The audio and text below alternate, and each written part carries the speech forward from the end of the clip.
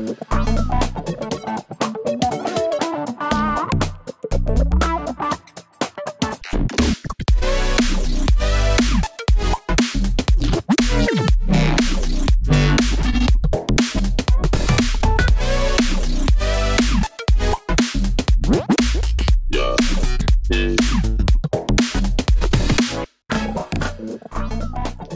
le jingle qui se remet tout seul en place. Évidemment, moi j'ai toujours le problème technique qui se ramène.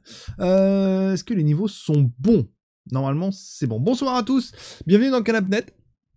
On est parti pour environ 1 heure. On va parler d'un peu de pop culture, notamment de ces 2 dernières semaines. Je vais parler de tout ça avec mes chroniqueurs du jour. On va commencer par Noumi. Bonsoir Noumi. Bonsoir. Ça, tout va bien? Tout va bien, impeccable. Bon. Et évidemment, il y a aussi Bluebear. Comment ça va? Ah, on t'entend pas. T'es mute. Je suis mute, oui, c'est ça que j'ai fait tout à l'heure. J'avais fait une bêtise, mais je savais pas quoi. Bon, ça me rassure. Bonsoir tout le monde. Les soucis techniques ne sont pas que chez moi, ça me rassure. Non, généralement, elles sont entre la chaise et le clavier. Hein. Ouais, c'est ça. Ah et on a un nouveau follow, bienvenue à toi. Installe-toi tranquillement. Tanarvest, pardon, bienvenue à toi. On a d'un peu de tout aujourd'hui, on a du Stargate, on va parler de Justice League, on va parler de Mid Pixie, et bien sûr Doctor Strange, que je me suis amusé à aller voir tout à l'heure. On parlera de tout ça maintenant. Dans le chat, c'est votre place, vous pouvez poser des questions, vous pouvez réagir à tout. Bien sûr, on prendra le temps de répondre à vos questions. Et aussi, si vous avez des petits soucis techniques, n'hésitez pas à nous le dire.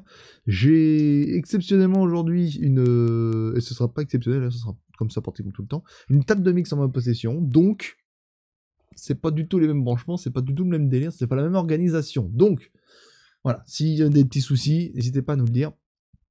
J'essaierai de les régler en live. Qui c'est qui parle en premier? Qui que tu veux? Qui que tu veux? Ben, je crois que dans le runner, il me semble que c'est toi. C'est moi. Alors, je vérifie si le jungle est bien branché. Et oui, le jungle est bien branché, donc jungle Bluebear.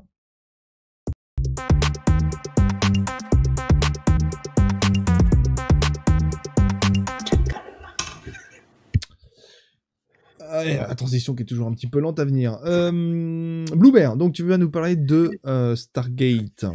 Je vais en parler de Stargate. Incroyable, tu disais tout à l'heure des trucs qui s'est passé dans les 2 dernières semaines, et moi j'arrive avec Stargate.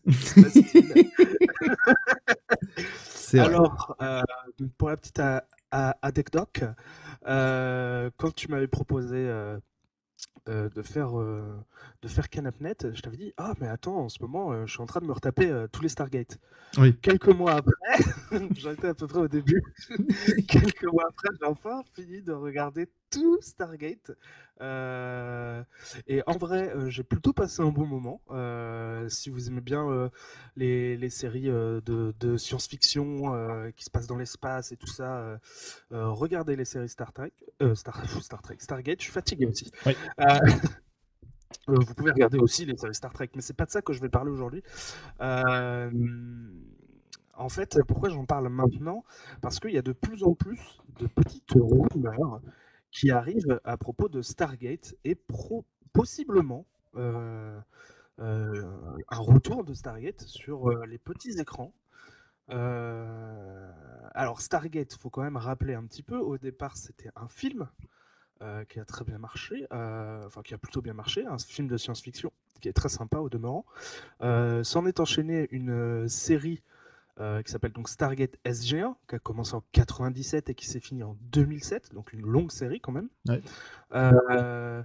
En parallèle de ça, il y a eu Stargate Atlantis, qui s'est déroulé entre 2004 et 2009, diffusé entre 2004 et 2009. Et après ça, il y a eu la série Stargate Universe, entre 2009 et 2011, qui est un petit peu différente des 2 autres séries Stargate, puisque ça ressemble plus à un huis clos. Enfin, en tout cas, c'est des gens qui sont plutôt enfermés dans un vaisseau, plus que des gens qui visitent des planètes. Donc ça change un petit peu et c'est assez sympathique. Alors, les premières rumeurs qui arrivent, pourquoi déjà on parle de rumeurs autour de Stargate? Parce que Stargate, ça a été fait par la MGM, la compagnie MGM, qui a été récemment rachetée par une petite compagnie toute récente et toute nouvelle qui s'appelle Amazon. Euh, et du coup, bah, tous les droits de Stargate appartiennent à Amazon. Et possiblement, Amazon serait intéressé de faire une série comme ils ont pu le faire. Enfin, oui, voilà, comme ils ont pu le faire avec ce qui arrive là sur Le Seigneur des Anneaux, par exemple, etc. Ils vont pouvoir peut-être essayer de surfer sur la vague de l'ASF et essayer d'avoir des séries un peu comme Disney Plus ont leur série autour de Star Wars. Bah, eux, ils veulent faire autour de Stargate. Ok. Enfin, ils veulent, c'est entre guillemets rien, hein, ce sont toujours des rumeurs. Et du coup, comme il y a eu ce rachat de Amazon par la MGM, et ben, du coup, c'est là que toutes les rumeurs sont parties. Les showrunners de la série, enfin des séries, avaient annoncé, enfin ont annoncé que ils avaient travaillé sur une série, une nouvelle série autour de Stargate, avec possiblement des nouveaux personnages, toujours avec aussi probablement des personnages récurrent, on va dire, qu'on connaît déjà. Ce qui a été le cas dans Atlantis, dans l'univers, où on voyait des persos de SG1. Et entre-temps, bah, il y a eu le Covid et bah, tous les plans sont tombés à l'eau. Et après, il y a eu le rachat par Amazon. Et donc, c'est à partir de là qu'on se dit, peut-être qu'il y aura une petite nouvelle série autour de Stargate. Donc, ce sera à voir dans les prochains mois, je pense. Enfin, en tout cas, ce que les rumeurs disent, dans les prochains mois, on devrait possiblement avoir des petites nouvelles autour de Stargate. En sachant qu'on sait qu'il n'y a pas longtemps, par exemple, un des showrunners a envoyé à l'autre showrunner des séries un script. Sauf qu'on ne sait pas du tout si c'est un script tout récent, si c'est le script de la série qui a été annulé à cause du Covid, si c'est, enfin, on n'en sait rien du tout. Il y a plein de petits trucs à attraper comme ça aux alentours d'une petite news. Et en tout cas, ça sent plutôt bon pour Stargate sur Amazon Prime. Mais il y a une grosse attente ou alors c'est Il y a vraiment. plutôt, il y a plutôt une grosse attente, on va pas se le cacher, c'est surtout pour les fans, hein. Mhm. Une grosse attente, alors surtout autour d'Atlantis par exemple et de Universe. Pourquoi? Parce que c'est deux séries qui sont certes officiellement terminées, mais qui ont été terminées, on va dire à la va-vite, ils n'avaient pas trop le choix. Enfin, c'était plutôt des séries qui ont été annulées. Par exemple, Atlantis, il y a eu la saison 6 a été annulée à l'époque. Alors, ils avaient parlé de faire, comme ils l'avaient fait pour SG1, un téléfilm pour finir la série. Ou qui se serait appelé, si je dis pas de bêtises, Stargate Extinction. Où en gros, alors je vais spoiler, hein, mais bon, il y a prescription, hein, je suis désolé, mais à la fin Faut vous de la mettre à la série, page un peu. à la fin d'Atlantis, en gros, ils arrivent à emmener la cité d'Atlantis sur Terre. Et du coup, en fait, dans cette saison 6 annulée ou le film pour terminer la série, le téléfilm, en gros, ils auraient foutu Atlantis sur la Lune. Sauf que la porte, elle peut pas être utilisée, la porte d'Atlantis, puisque, alors pour les fans, hein, ils le savent, seulement une porte peut être utilisée par lieu, sinon c'est pas possible. Euh, c'est un peu comme si tu avais toi ta porte de garage et ta porte d'entrée qui étaient côte à côte, mais que si tu ouvrais ta porte d'entrée, tu pouvais pas ouvrir ta porte de garage. Voilà, c'est un peu ça, c'est un peu ça le Ah, délire. d'accord. Et du coup, En tout cas, t'expliques vachement bien, et ça, c'est cool. t'as vu un peu. Et en plus, Atlantis, la cité d'Atlantis, elle avait été prévue pour être dans une autre galaxie que celle de la Terre. Du coup, il y avait une petite sécurité en mode bip bip, la cité va exploser, elle n'a pas le droit d'être là, il faut la ramener vite dans la galaxie de Pégase. Euh, Ouais. Et du coup, ils y vont. Et puis en plus, il y a des ennemis qu'on a vus dans Atlantis qui foutent la merde en plus, etc., etc. Donc c'est ce qui aurait dû se passer dans la saison 6 de Atlantis. Et peut-être qu'on pourrait avoir aussi un retour d'Atlantis, qui sait. On pourrait aussi avoir un retour de Universe, puisque comme j'ai dit tout à l'heure, Universe, en gros, c'est un peu différent, où en gros, c'est par une suite de circonstances, ils se retrouvent, donc des civils comme des militaires se retrouvent coincés sur un vaisseau spatial des anciens. Et, et en gros, ils savent pas. Enfin, ils arrivent à le contrôler à la fin, mais au départ, ils savent pas où ils sont dans l'univers, ils savent pas vers où ils vont, etc. Et le vaisseau, il est en mode pilote auto, quoi. Ouais. Et à la fin de la saison 2, parce qu'il y a que 2 saisons, c'est bah écoutez, nous, on va se mettre dans des salles de cryogénisation pour dans 5 ans, nous, on se réveille, et puis comme ça, on sera plus près de la Terre, et on aura toujours les ressources qui seront là, et on va pas tous crever. Et on va pouvoir rentrer sur Terre. Et ça s'est arrêté Et, là-dessus. et ça s'est arrêté là-dessus. Ouais, donc en Voilà. fait, tout est possible, quoi. C'est possible. Donc on ne sait pas. Alors s'ils font une nouvelle série, on aura probablement des nouvelles hein, sur ceux de la série Atlantis, ceux de la série Universe, etc. Peut-être que si on a des personnages de la série Atlantis, on verra un certain Jason Momoa qui faisait partie de Stargate Atlantis et qui actuellement, ce qui est assez rigolo, campe un certain Aquaman, habitant de Atlantis. Ouais, crossover intéressant, on va le faire là. Ok, d'accord. Voilà en gros les petites théories qui arrivent toujours un peu toutes les semaines autour d'une peut-être prochaine série Stargate qui pourrait être produite par Amazon Prime. Ok, ça marche. Et ben, à suivre. À mon avis, ce sera pas pour cette année, parce qu'il y a quand même des grosses Non, séries ce qui sera pas pour arrivent. cette année. Si Stargate débarque, il risque de se faire quand même bien bouffer, quoi.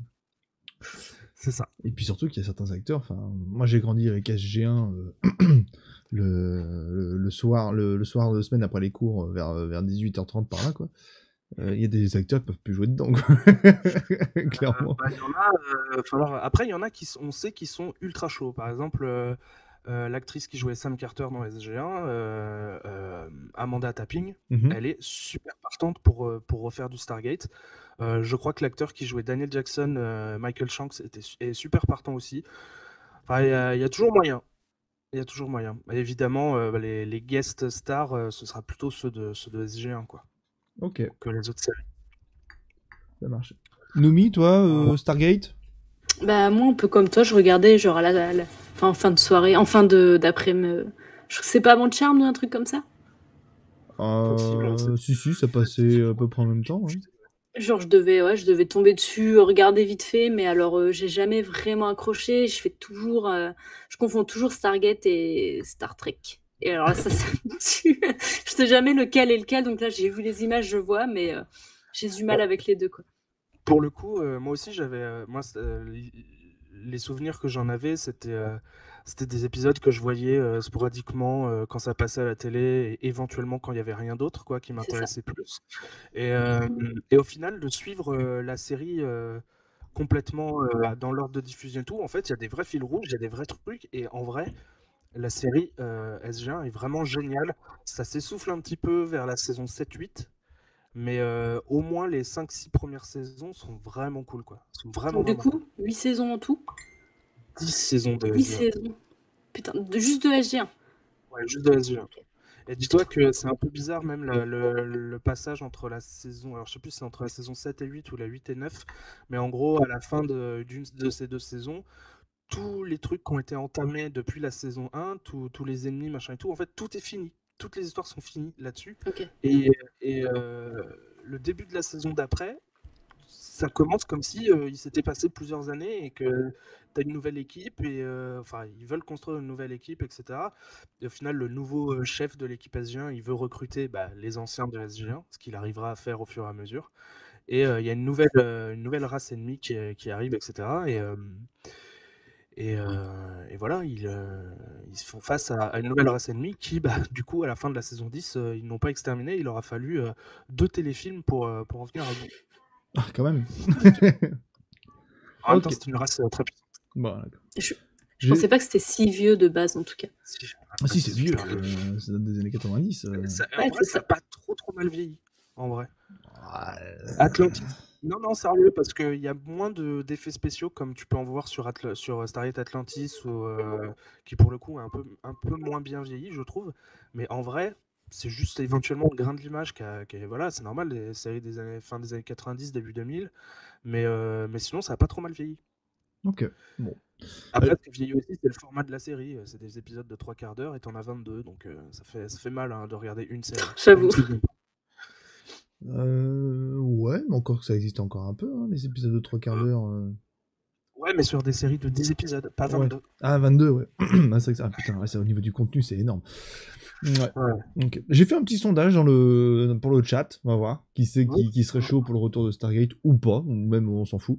Mais voilà, vous avez encore quelques minutes pour sonder tout ça. Ça roule. Sujet suivant, tu voulais nous parler de la Justice League. Alors, la Justice League, parce qu'il y a quelques semaines, je vous avais parlé de l'arrivée, de la mort de la Justice League, je sais pas si vous vous en souvenez. Et le comic book est sorti, ça y est, c'était le 26 avril dernier, donc c'était la semaine dernière. Un bon bouquin de 40 pages. Alors vous me dites, 40 pages c'est pas beaucoup, mais il faut savoir que un comic book généralement ça lorgne autour des 24 à 28 pages. Donc 40 pages c'est quasiment le double.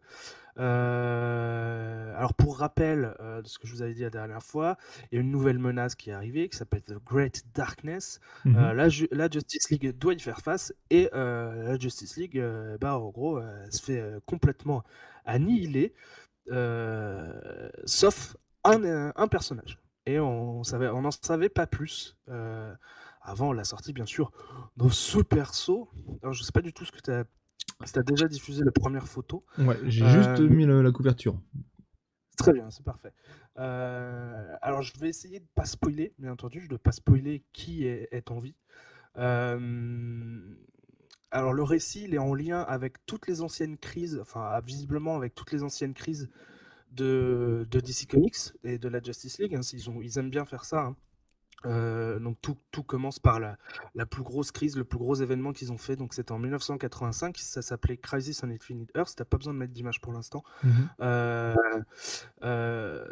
Où en gros il y avait beaucoup, ils se sont dit DC Comics qu'ils avaient quand même beaucoup d'univers parallèles, machin et tout, et que c'était très compliqué pour des nouveaux lecteurs d'arriver. Et du coup ils ont fait ok, on va faire Crisis on Infinite Earth, on va tout regrouper sur une seule planète, il y aura plus de multivers. Et comme ça, on va pouvoir rebooter toutes nos séries à zéro. Et c'était un des premiers gros reboots importants de DC Comics. Alors, il y en a eu d'autres, hein, puisqu'il y avait à l'âge d'or, hein, dans les années 40 et tout ça a été repris et rebooté également bien avant. Mais voilà, donc en 85, ils ont repris ça, puis ils avaient décidé aussi de faire des séries un peu plus sérieuses. Et c'est comme ça qu'on a eu par exemple Frank Miller sur du Batman qui nous fait Batman Returns, qui est un chef-d'œuvre. C'est comme ça qu'en 89 on a la mort de Robin, etc. Donc du coup on sent que ça parle un petit peu de ces vieilles crises et que ça va recoller un petit peu avec tout ça. Et on en a même carrément des références visuelles. Là, tu peux mettre l'image, la seconde image, où en gros, on voit là, donc ça vient de Crisis on Infinite Earth de 1985. Mais je vous fais voir cette image, pourquoi? Parce que, comme vous voyez, le style graphique, la façon dont est dépeinte la mort de Barry Allen, donc du Flash, en gros, ils ont repris ce truc-là du squelette qui apparaît petit à petit, etc., avec la mort de certains personnages dans donc la mort de la Justice League, et donc le comics qui est sorti la semaine dernière. Alors, moi, donc, je trouvais que ça allait. Le dernier, c'est Oui. pas Flash. Pas forcément. Moi, je dis rien. Je dis pas.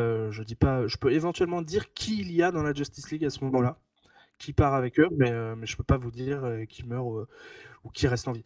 Après. Et juste, il y en a un personnage où je suis sûr, où on est sûr à 100% qu'il est vivant, et j'ai trouvé que c'était un peu ambigu sur un deuxième personnage. Donc peut-être qu'il y en a un deuxième en fait, qui est vivant, mais je suis vraiment pas sûr, ce sera à voir à la suite. Okay. Alors, mon petit avis sur ce comic book, alors je trouve que ça va un peu trop vite. C'est vraiment... salut, on est à Justice League, on fait nos petites affaires chacun dans notre coin, et là d'un coup, hop, ils disparaissent, ils arrivent sur un vaisseau, donc ce qui s'appelle la Justice League Incarnate, je crois, je sais plus. Où en gros, eux, c'est une sorte de Justice League avec des super-héros et super-héroïnes qui viennent de différents univers parallèles. Et en gros, eux, leur but, c'est de protéger le multivers. Bref, ils n'ont pas réussi, visiblement. Et du coup, ils disent, bon, il n'y a qu'une seule, parce que ça a déjà été admis que le centre, on va dire, du multivers, c'est la Terre 0, qui est donc la Terre où il y a les séries canon, on va dire, de cet univers-là. Et du coup, ils ont appelé toute la Justice League à ce moment-là, et ils sont tous morts ou presque, hein. Du coup, ça va très vite. On voit l'ennemi, qui est donc lui en lien avec les anciennes crises dont je parlais tout à l'heure. Mais on ne nous en apprend pas plus, c'est-à-dire qu'il faut savoir qui c'est. Ouais. Faut savoir qui c'est. Faut avoir lu les crises d'avant, donc Crisis on Infinite Earth, Infinite Crisis, etc. Faut avoir lu ça parce que sinon on sait pas qui c'est. On dit mais t'es qui, tu sors d'où quoi. Et on a à peine le temps de comprendre qui meurt ou pas. Comme je vous le disais tout à l'heure, pour moi il y a un personnage, c'est un peu ambigu. Le seul but de ce comic book, c'est de servir de préquel à la nouvelle série. Là tu peux mettre la troisième image, qui s'appellera donc Dark Crisis. Et donc ça, cette image-là est directement tirée du comic book de Justice League 75 où clairement il est marqué prélude. Donc voilà, c'est le prélude à Dark Crisis, la prochaine crise qui va nous tenir en haleine tout l'été, les lecteurs de DC Comics. Et du coup, le plus intéressant dans ce comic book, c'est justement ce qui arrive.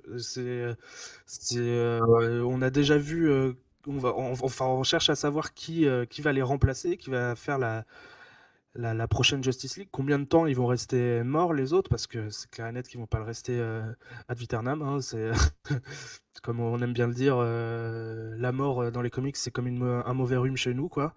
Donc ça dure jamais très très longtemps. Il y en a, ça a duré plus longtemps que d'autres. Par exemple, tout à l'heure, je vous ai parlé de Barry Allen. Il est revenu 20 ans après sa mort, donc en 2005. Il est revenu dans des pages de comic books. Ok. Puisque c'était Wally West qui le remplaçait, son ancien sidekick. Et d'ailleurs, dans la série animée Justice League, c'est pas Barry Allen, des années 90, c'est pas Barry Allen, mais c'est bien Wally West qui campe Flash. Ok. Alors, du coup, on l'a vu dans certains numéros standalone.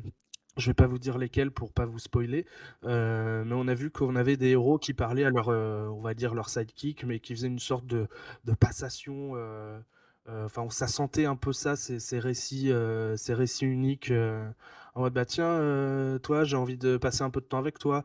Tiens, toi, depuis quelques numéros, on t'appelle plus boy ou girl, mais man ou woman. Enfin, bref, Ouais, d'accord. c'est ce genre de petits trucs, donc on sait à peu près qui devrait arriver.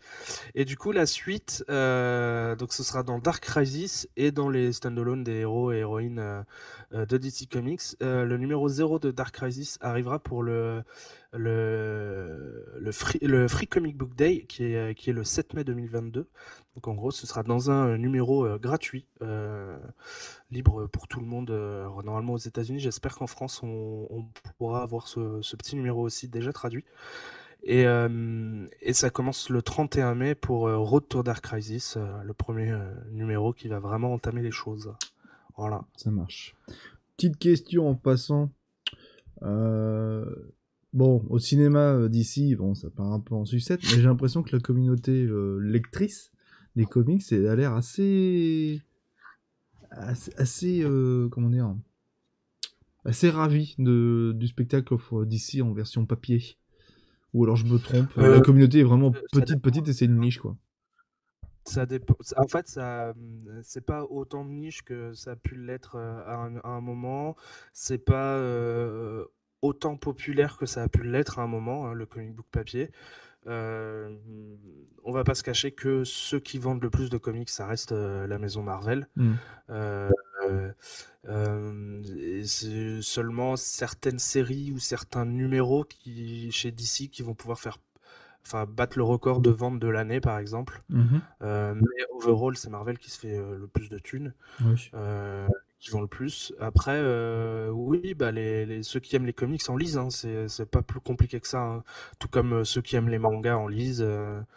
Voilà, après, c'est un peu. Je trouve que ça reste un peu de niche. Alors en France, c'est très de niche, je trouve, enfin, même trop. Heureusement qu'on a les films, mais malheureusement, les films, même si ils sont plus ou moins bien chez Marvel, n'emmènent pas beaucoup, je trouve, à lire des comic books. Et c'est dommage. Par exemple, si on prend le film Captain America Civil War, eh ben, je vous conseille plus de lire les comic books Civil War que de regarder ce film. Ok, d'accord, ça marche. Ok, ça roule. Noumi ? Oui. Ça va être à toi. It's me. Ouais. Est-ce que tu es prête?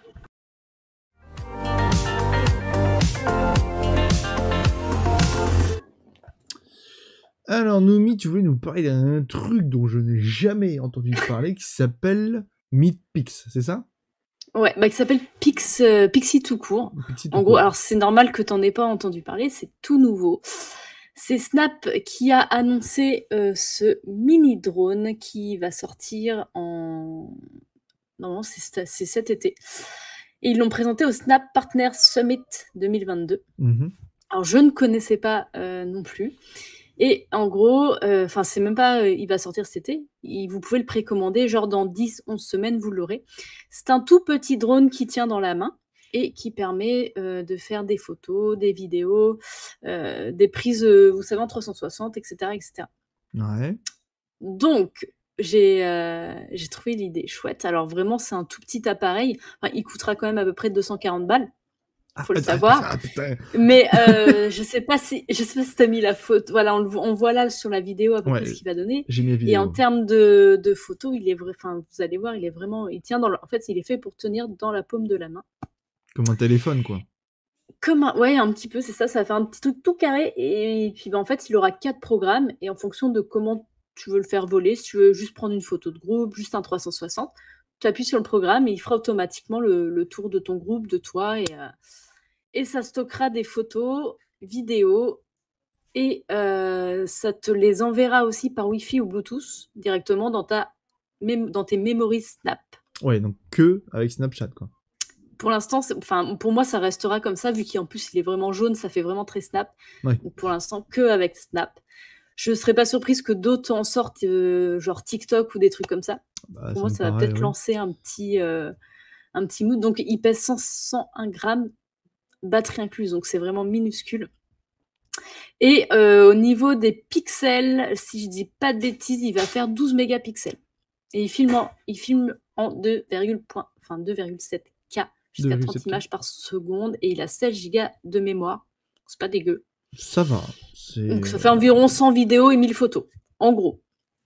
Ok. Donc voilà, moi je le trouve hyper mignon. Alors j'irai pas foutre 250 balles dans un petit drone. Je trouve que c'est limite le prix d'un drone un peu plus gros, déjà un peu plus conséquent. Faut savoir que celui-là, il vole pas très haut. Il vole pas très haut, il va pas dans l'eau. Enfin voilà, c'est vraiment juste un petit appareil photo, quoi. Il est pas fait pour, de ce que tu nous disais non plus. Il est pas fait pour du tout. C'est juste un truc plus ou moins automatique, quoi. Ouais, c'est ça. Ouais. Donc c'est pour faire des snaps, c'est pour les Instagrammeurs, quoi. Ouais, c'est ça. C'est pour ça que je pense que, ça m'étonnerait pas que TikTok suive derrière et sorte son propre petit machin comme ça. Bah ouais, mais qu'est-ce qui change de... D'un drone? Non, en fait, d'une prise de photo, en fait. Si tu veux à 1 mètre, tu prends une perche. Si tu veux... tu vois. Alors pour moi, la perche, tu vois, genre, en règle générale, on la voit déjà sur la photo, où on te voit, tu sais, t'as l'air con comme ça, là, on voit que t'as quelque chose, tu vois. Que là, vraiment, le drone, il va s'éloigner de toi, il va prendre de la hauteur, il va faire le tour de toi pendant un moment. Et je trouve que c'est là le... En gros, ça va permettre de prendre des photos de groupe sans qu'il y en ait un qui tienne le téléphone, quoi. Ouais, c'est ça, par exemple. Qui soit pas sur la photo, quoi. Toute interaction sociale et de ne pas demander aux passants « Excusez-moi, est-ce que vous pouvez me prendre en photo, s'il vous plaît ?» Ou alors qu'il y ait quelqu'un d'exclu, du coup, parce qu'il prend la photo. Ouais. Ça arrive, on a tous fait ça, tu prends la photo, puis il est pas sur la photo de groupe, quoi. Bien sûr. Après, je pense que ça va beaucoup plaire aux... Je pense que ça va plaire aux jeunes, hein, personnellement. Ça va marcher. Sachant qu'une fois que c'est sur ton Snap, t'appliques les filtres, etc. et c'est balancé, quoi. Mais ça existe encore, Snapchat ? Bah ouais. Mais ça marche plutôt bien. Beaucoup de personnes communiquent maintenant par Snap. Ah ouais ? Plus par Snap que, par exemple, Messenger, en fait. Limite, c'est nous qui sommes complètement boomers à communiquer avec Messenger. Si je comprends bien, on est grave. C'est une possibilité, en effet. On est vieux aussi. J'avais oublié ça dans l'équation. On est vieux aussi. On est vieux, c'est ça. Mais oui, ça marche beaucoup. Les jeunes, en tout cas. À tester à l'occasion. Par contre, 240 balles, quoi. Waouh. Ouais, 250 exactement. Et avec pas de batterie de rechange en plus. Si tu as un pack avec d'autres batteries et tout, tu comptes 50 balles de plus, quoi. Ça fait cher le gadget, hein, quand même. Mais bon. Je trouve aussi. Ça sort quand, tu l'as dit ? Alors, il est sorti le 28 avril, mais genre, t'as des précommandes, faut compter 11 à 12 semaines avant d'être livré. Oh, putain. Et pour l'instant, il est que en France et aux États-Unis. Pas ailleurs. 11 à 12 semaines, c'est moins que la PS5. Hein. Ah, c'est pas faux. J'avoue. Ouais, bah ça fera un beau cadeau pour Noël. Très bien, merci. Et tu voulais nous parler alors de Arthur Malédiction. Ouais, alors là, j'ai halluciné parce que j'étais pas du tout au courant de ça. Comme quoi, des fois, fouiller, c'est utile. En gros, la saga Arthur et les Minimoys de Luc Besson s'offre une incursion du côté de l'horreur. Alors là, vous avez le trailer. C'est pas la bande-annonce, elle va bientôt sortir. Ouais. Et donc, il a décidé de faire un film d'horreur avec Arthur et les Minimoys. Donc, c'est bien lui derrière la caméra, derrière le scénario. Ok, c'est Besson qui filme. Ok. Voilà. Et du coup, il devrait sortir le 26 juin. Donc, c'est vraiment là tout de suite. Donc, je comprends pas comment c'est possible et qu'on n'en ait pas entendu parler avant. Et c'est filmé à la caméra à l'épaule, ça s'appelle en found footage, mais je connaissais pas parce que je suis nulle. Donc voilà, donc ça va être filmé voilà, comme le projet Blair Witch, etc. Et en fait, pour l'histoire, ça va être un gamin qui est fan d'Arthur et les Minimoys qui, pour son anniversaire, va se faire offrir par ses potes une visite sur les lieux du tournage d'Arthur et les Minimoys. Ouais. Sauf que dans cette petite maison qui a servi au tournage d'Arthur, il va pas se passer ce qu'il est censé se passer. En gros. D'accord. Donc voilà. Donc on retrouve Luc Besson et Barthélemy Grossman, je sais pas si vous connaissez, c'est le mec qui a fait les Lascars. Ok. Voilà. Et donc la bande-annonce devrait sortir là. Il a réalisé les Lascars Alors moi j'ai juste noté qu'il a fait les Lascars, mais je sais pas si c'est réalisé ou pas. Parce que les Lascars, il y a beaucoup de dessins et tout dedans, je crois, non oui, c'est ça. Ouais, d'accord. C'est de l'animation. Et du coup, là, il passe vraiment... il a fait la mise en scène, donc voilà, il passe sur un film. Et on devrait avoir une bande-annonce tout bientôt. Bah, le 13 mai, c'était marqué. Ah bah voilà, tu vois, j'avais même pas fait gaffe. Et le film sort le 29 juin. Donc je sais pas si ça vous branche, je sais pas ce que vous en pensez. Je sais pas si vous étiez au courant, surtout, parce que j'ai l'impression d'être complètement... Eh ben, on va demander l'avis de Bluebear. Bah moi j'étais au courant, j'ai vu ça malheureusement. Malheureusement. Franchement, faut qu'il arrête, je crois.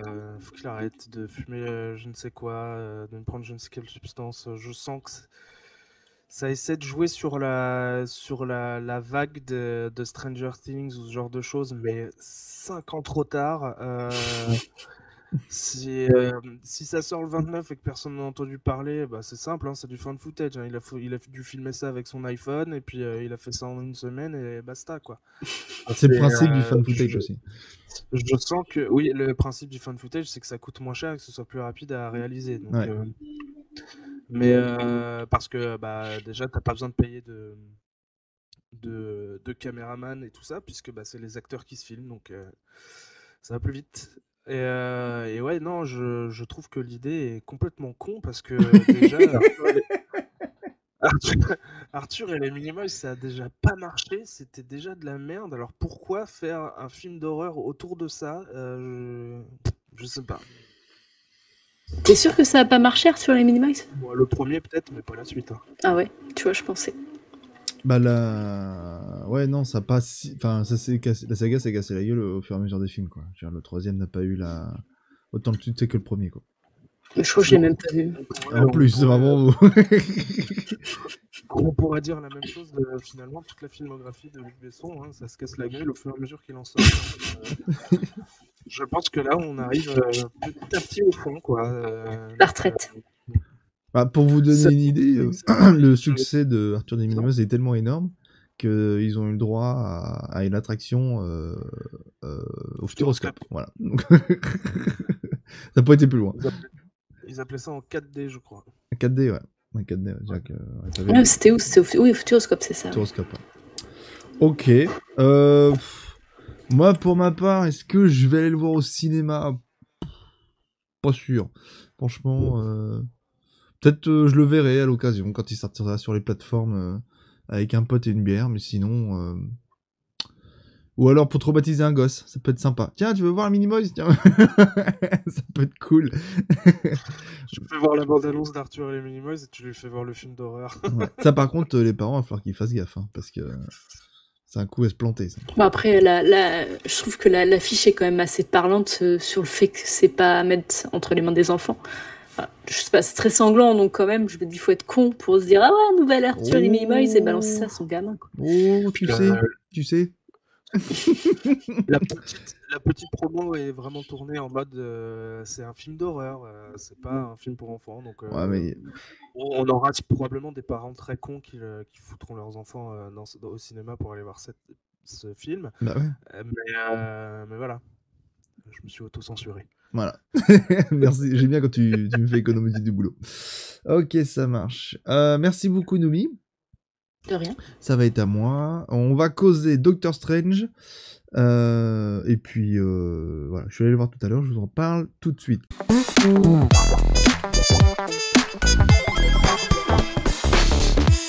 J'appuie sur toutes les touches. Voilà, j'appuie sur toutes les touches, c'est le bon qui est parti, c'est impeccable. J'aime bien quand ça se passe sans accroc. Doctor Strange in the Multiverse of Madness,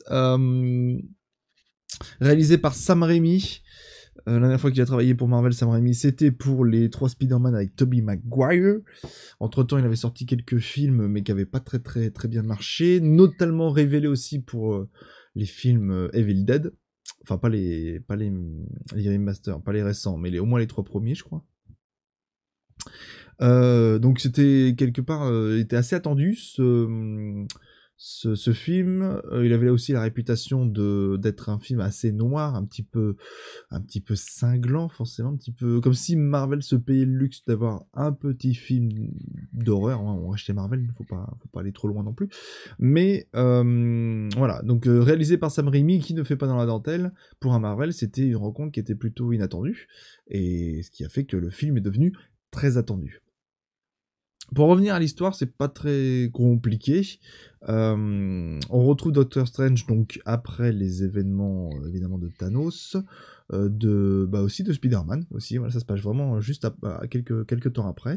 C'est vraiment concentré que sur lui. Il y a pas trop de mélange, il y a pas trop de caméos, il y a pas trop de, on s'y perd pas trop en fait au niveau de l'histoire. C'est un Doctor Strange numéro 2 quoi, très clairement. Et ils ont pas fait justement cette erreur par exemple de Captain America 3 où on avait vraiment plein de personnages de Marvel qui se sont ramenés et on avait plus à faire un Avengers 3 qu'un Captain America. Donc là ils sont vraiment concentrés sur Doctor Strange, l'univers de Doctor Strange, et ça a le mérite franchement d'être plutôt cool. Le film dure 2 heures, c'est passé nickel. Visuellement il est magnifique.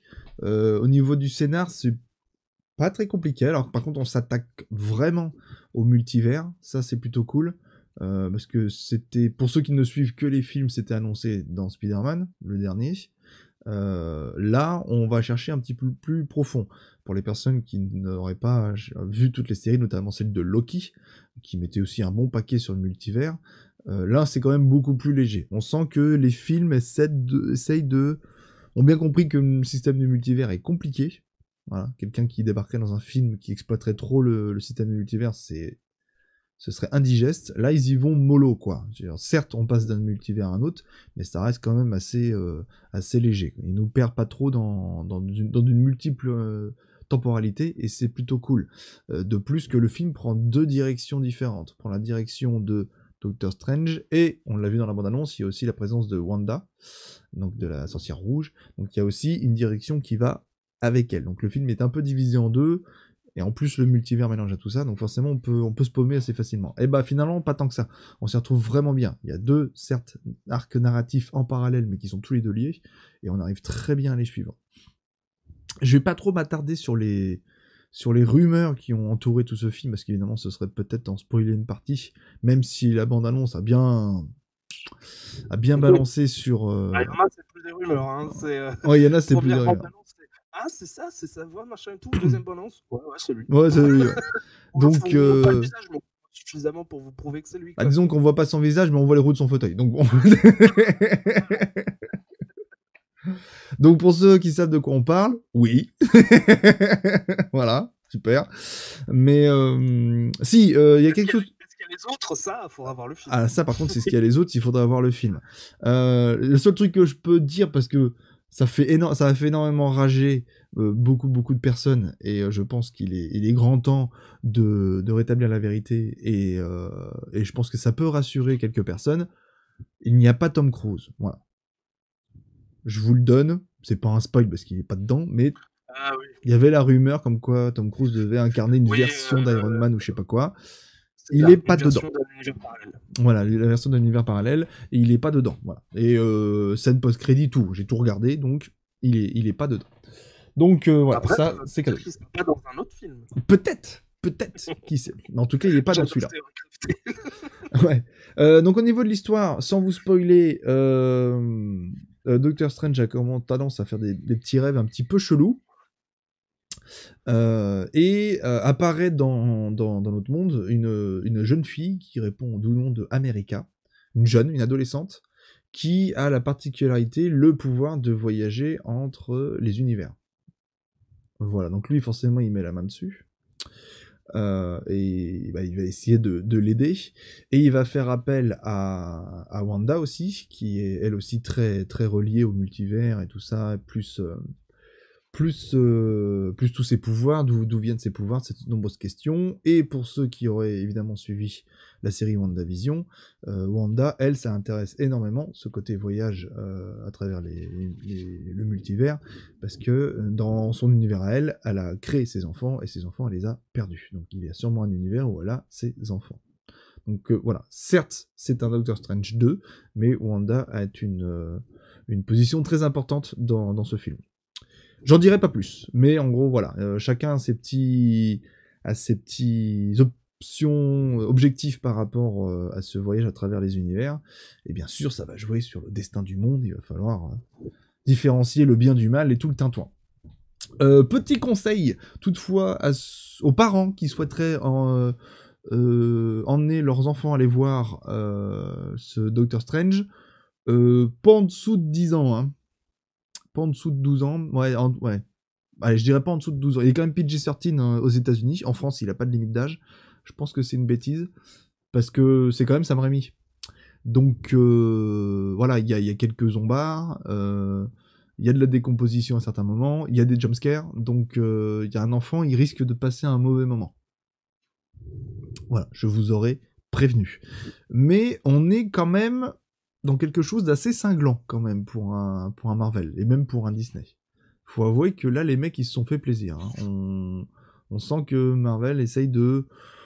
pas forcément de rendre le sujet plus adulte, mais visuellement beaucoup plus impactant. Il y a des morts dedans. Waouh! C'est chaud quand même. Ça gicle un peu. Voilà, si vous me permettez l'expression. De toute façon, ils vont pas avoir le choix que de faire des films plus sombres, hein, Disney avec Marvel, puisque avec le rachat de la Fox, ils ont racheté donc tout l'univers des X-Men, et dans l'univers des X-Men, il y a aussi Deadpool. Et Deadpool, c'est pas Disney friendly, hein, c'est quand même assez hardcore. D'ailleurs, le deuxième film était sorti alors que Disney avait déjà racheté la Fox, mais le film, je crois qu'il était déjà fait ou sur le point d'être fini ou un truc dans le genre. Et ils avaient fait 2 versions du film, une version family friendly et une version, la vraie version, quoi, en gros. Alors, j'ai appris un truc, il y a pas longtemps, mais sur les blockbusters, il y a toujours 2 versions qui sont faites. Notamment pour ceux qui sont PG-13 ou ce genre de choses. Parce que les films, certains films sont balancés dans les avions. Des longs courriers, ce genre de choses, pour les passagers. Et évidemment, dans les passagers, il y a des enfants. Donc si vous regardez par exemple Doctor Strange dans l'avion d'ici quelques semaines, avant même qu'il soit sorti sur les plateformes ou en physique, normalement vous aurez une version édulcorée de ce Doctor Strange là. Voilà. Donc il y a toujours 2 versions qui sont faites, toujours. Ouais, mais ces films-là, ils sont pas à destination, enfin ces versions-là sont pas destinées à être diffusées au cinéma, si je dis pas de bêtises. Non, les versions non censurées ne sont pas... Enfin, les versions allégées. Ouais. Alors que Deadpool, ça a été le cas. Ah ok, d'accord. Bah écoute, c'est dommage. Je pense ne pas dire. Enfin, il me semble que j'avais bien lu cette info-là et qu'il y avait vraiment 2 versions qui étaient sorties au ciné. Ok. Donc voilà, c'était Bluebert qui était censé faire cette chronique, mais je te l'ai chippé au passage, celle-là. Ouais, je te l'ai laissé parce que bah, j'avais Stargate, voilà, un truc quand même bien plus intéressant et bien plus dans l'actu. Mais j'imagine que tu vas aller le voir, ça là-dessus, je me pose pas trop de Ouais, questions. je vais aller le voir d'ici la fin de la semaine. Ouais. Ok. Et toi, Noumi, ça te tente ou pas? Ah ouais, j'ai vu le 1, j'ai beaucoup aimé. Donc là, ce que tu me dis me donne vraiment envie de le voir, quoi. Ah, ok. Est-ce que t'as vu WandaVision, Noé ? Non, j'ai vu aucune série de ce côté-là. J'ai vu que les films. Écoute, je te la conseille parce que déjà cette série est vraiment excellente et ça te permettra d'avoir quelques petites clés normalement pour le film. Alors, Pareil, Disney+. Disney+, ouais. Par rapport à ça, évidemment, Marvel étant de plus en plus son univers à travers des séries et des films, regarder ce Doctor Strange-là sans avoir vu le premier, oui, c'est une suite, hein, clairement. Donc, le voir sans avoir vu le premier, ça va être compliqué pour la compréhension. Ensuite, voir le deuxième sans avoir vu aucune série en parallèle, ça va. C'est moins fun, du coup, parce que comme tu dis, on n'a pas forcément toutes les clés, mais ça reste compréhensible quand même pour les personnes qui souhaitent aller le voir et qui n'auraient pas vu les séries. Après, si vous voulez avoir vu toutes les clés, il faut voir, avant d'aller regarder ce Doctor Strange, Doctor Strange 1, Oui, ça c'est sûr. le dernier Spider-Man, Pas forcément. WandaVision. Non, mais si tu veux avoir toutes les clés, le dernier Spider-Man, WandaVision, Loki et What If. Oh putain. Ouais. Exactement. J'ai vu que Doctor Strange 1 du coup. Mais ça suffit. Voilà. Il faut regarder 2 films et 3 séries avant d'aller regarder ce film-là. Si vous voulez vraiment toutes les clés, c'est pas nécessaire. Ouais. C'est pas nécessaire. Au contraire, même tu risques d'avoir quelques petites surprises justement en regardant ce deuxième Doctor Strange, en disant ah ouais, ils ont fait ça, ah d'accord, ok. Après tu verras les séries après et tu fais ah non mais en fait les gens étaient déjà au courant avant quoi. Ah non franchement il est plutôt bien foutu le film. Comme un certain professeur dont le nom commence par un X et finit par Avier. Voilà, c'est ça. Voilà, j'ai la ref pour le coup. Ah, tu l'as la ref. C'est miraculeux, mais je l'ai. Donc voilà, vous pouvez y aller. C'est un bon film. Ils osent des trucs, franchement. Avoir filé un Marvel à Sam Raimi, il fallait oser. Et ça marche. Franchement, ça marche. C'est pas gore as fuck. Ça reste quand même assez léger. Il a déjà fait des films de super-héros, donc ça va. Oui. Il sait se tenir. Musique de Danny Elfman aussi, évidemment. On change pas une équipe qui gagne. Donc, non, c'est un bon film. Ça révolutionne pas le cinéma. C'est pas le meilleur Marvel de tous les temps. Mais ça reste une bonne suite. Un beau moment. Et surtout, quelques questions et quelques portes ouvertes, évidemment, sur la phase 4 du Marvel Cinematic Universe qui va arriver. Et ça va faire réagir les fans. Donc en fait, il est bien équilibré. La phase 4, techniquement, on est dedans. Non, après, on sait pas quand elle va finir. Et si on va nous annoncer le grand méchant, même si on a des gros indices, on se doute bien de qui est le gros méchant des prochains potentiellement Avengers. C'est une nouvelle équipe d'Avengers qui se forme. Mais ouais, là, on est en plein dedans dans la phase 4. On est en plein dedans, mais disons que c'est comme une porte ouverte sur un peu plus de réponses. Et exactement. Évidemment, la prochaine fois que des Avengers vont se rassembler, la question du multiverse va se jouer, c'est sûr. Et donc ce côté multiverse, c'est vraiment avec... Enfin, découverte du multiverse, voyage à travers les différents univers, ça commence avec le deuxième Doctor Strange. Donc, mine de rien, ça reste quand même un épisode à voir dans toute la saga. Quoi. Voilou, je pensais pas dire ça un jour. J'ai horreur de cette expression. Je voulais aussi... Je me suis aperçu d'un truc tout à l'heure, juste avant de commencer l'émission. Vas-y, finis ta vanne. Que t'étais bon ? Non, ça je le savais déjà depuis quelques temps. Il y avait une nouvelle bande-annonce pour Obi-Wan ? Non, mais ça se rejoint un petit... Qu'on est le 4 mai ? Qu'on est le 4 mai. Et je m'en suis aperçu vraiment juste 20 minutes avant l'émission. Alors, je sais pas si vous vous souvenez de ce que j'avais fait le jour où Disney avait sorti tout son programme. On va faire à peu près la même avec tout ce que... Comment ? Tu t'étais roulé par terre en pleurant parce que t'étais trop content ? Non, pas du tout. Je vous avais fait la liste de tout ce qui allait sortir sur Disney+, et vous me dites rapidement si vous êtes OP ou alors vous en avez rien à péter. Vas-y. On y va.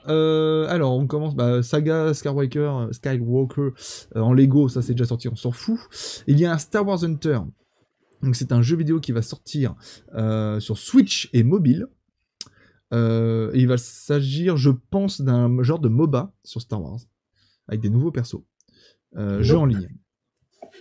Nope. Noumi ? Non plus. Non plus, d'accord. Un Jedi Fallen Order 2. Je suis en train de refaire le 1, je veux le finir à 100%.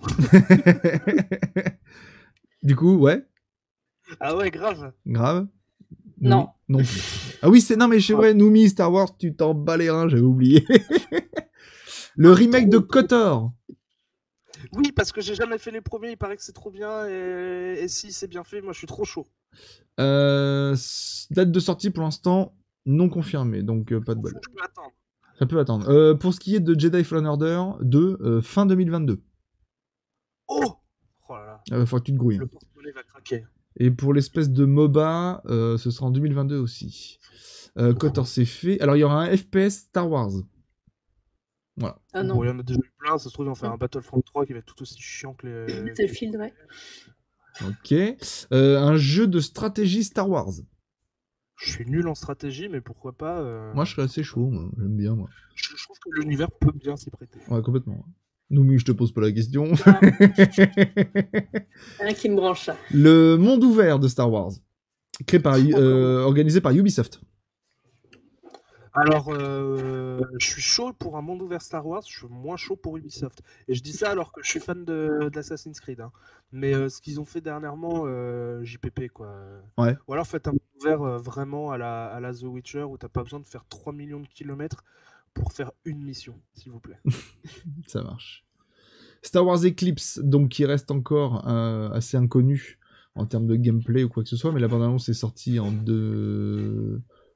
la Game Awards 2021, voilà, c'était annoncé en Game Awards 2021, et ça sortira 2027-2028, donc bon. Mais après, c'est une démo technique, c'est pas vraiment un jeu. Les projets de jeux Star Wars les plus impressionnants, le jeu devra se dérouler à l'époque de la Haute République. Il s'agira d'un jeu d'action-aventure avec plusieurs embranchements dans son scénario, qui pourra être expérimenté de plusieurs façons, et mettra entre vos mains le destin de plusieurs personnages jouables. On verra, hein, parce que les jeux qui sont annoncés 5 ans avant leur sortie, on a vu ce que ça donne. Un Cyberpunk 12 ans avant, voilà. C'est quoi là, le jeu qui se passe dans l'espace là, qui est pas fini Et puis le reste c'est trop flou, donc on va pas en parler. Les séries, donc Obi-Wan qui sort le 25 mai.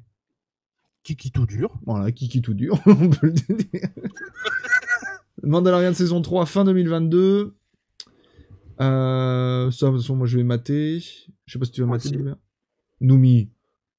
J'ai pas regardé. Il me branche bien en soi, Mandalorian, mais j'ai pas regardé. Ah, quand même. On va réussir à le convertir. En plus, t'as pas besoin de connaître tout l'univers de Star Wars pour regarder ça. Ouais. Non, tu peux y aller. Les yeux fermés sans problème. Ouais. Donc, troisième saison, fin 2022. Une série sur Andor. Sur les personnages personnages masculins de Rogue One. Comment il s'appelait déjà ? Je sais plus. Diego Luna. Jean-Michel. Ouais, Jean-Michel. Bon, voilà. Évidemment, une série... J'avais bien aimé Rogue One, donc why not ? Pourquoi pas, ouais. De toute façon, on va tout regarder. Hein. Ahsoka, série sur Ahsoka, ça j'ai envie de mater. Kiki tout dur. Ouais, série sortie en 2023. Toujours avec la même actrice en plus, donc encore mieux.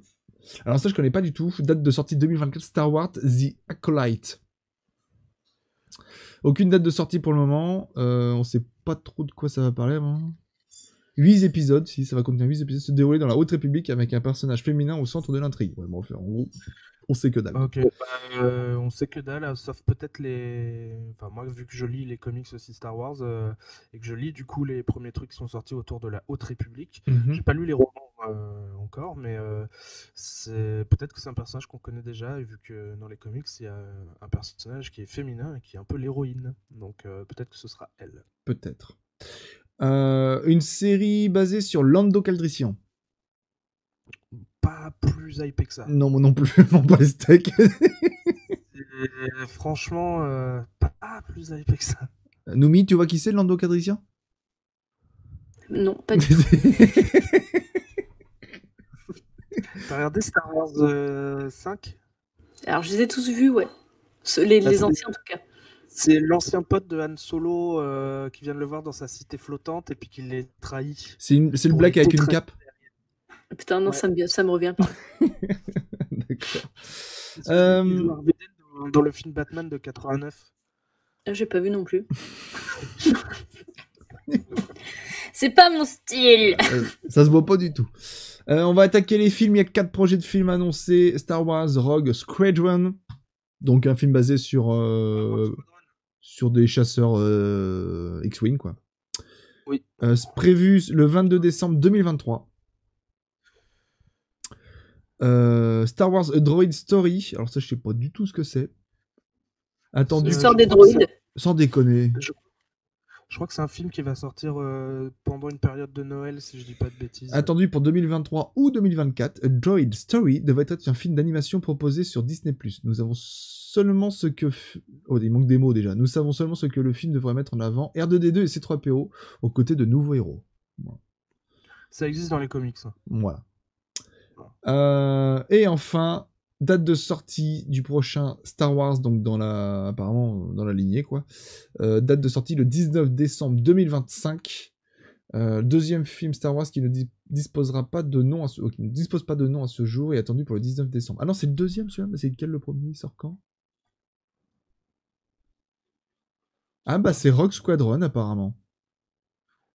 Rogue Squadron, c'est le premier de la Haute République. Ça me paraît bizarre. Ça paraît bizarre.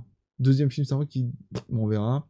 Et enfin, la dernière news, c'est le 17 décembre 2027.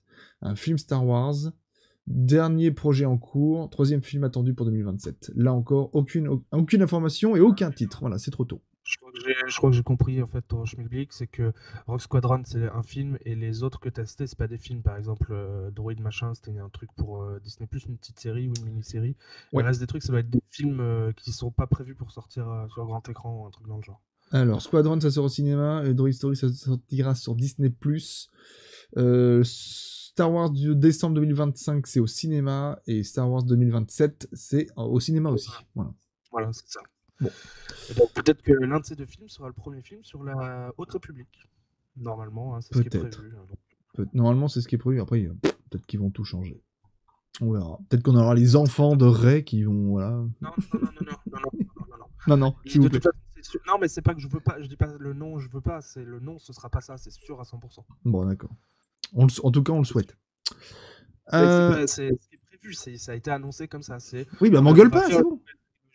Non, je t'engueule pas. On va faire une nouvelle trilogie qui sera sur la Haute République et tout un nouvel univers autour de la Haute République qui n'a jamais été traité nulle part. Et ça a commencé il y a 2 ans, je crois, avec un premier roman et les comics qui s'en sont suivis. D'accord.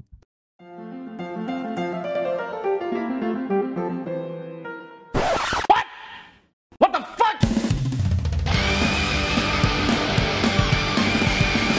Ah bah c'est bien, Neil, super pour l'appareil photo, génial! Alors, rubrique Menon, qui c'est qui nous a présenté les trucs en premier? Je vais aller sur le pipe. C'est what?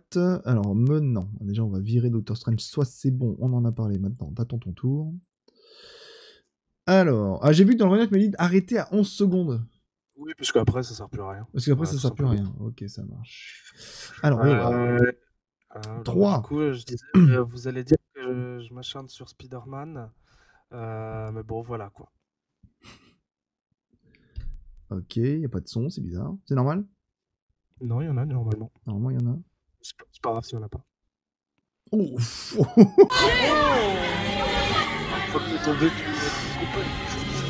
Alors, attends. On va quand même... je vais voir si je peux relancer avec le son. Il est légèrement assaut, mais il a bien.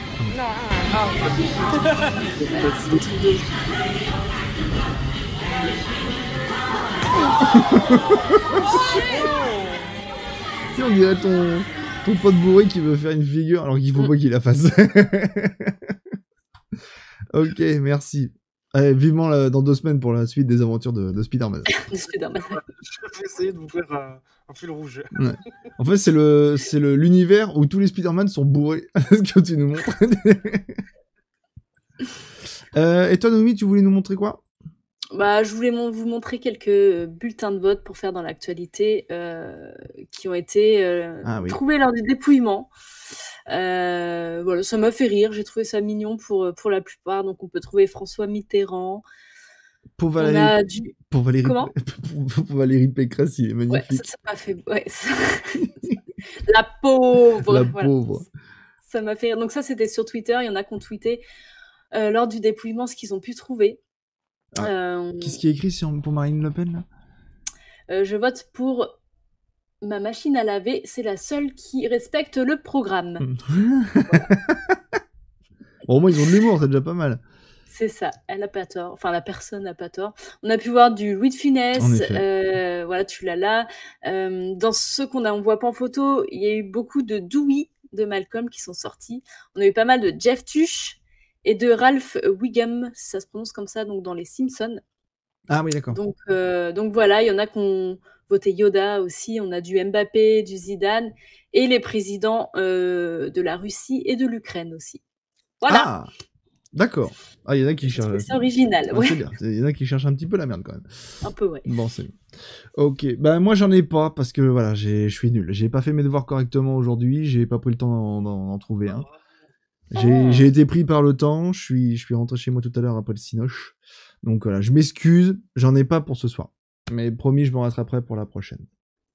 Et ben la prochaine, t'en feras 2. Ok. Voilà. Ça marche, ok, j'essaierai d'en trouver 2. Merci à tous les deux pour cette émission. Bah, de rien.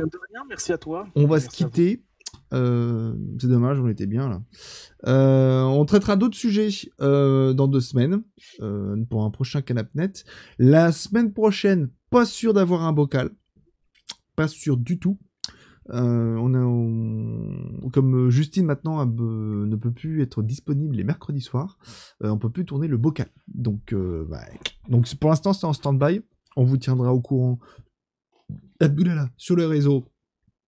Si on a des nouvelles, on fera en sorte que vous soyez au courant de manière à être plus nombreux, parce que plus on est fou, plus on rit. On est d'accord ? Oui. Je vais vous laisser faire. On est pas assez nombreux pour rire là. Ouais, je vois ça. Ouais. Je vais vous laisser faire une petite sieste. Hein, je vous sens fatigué.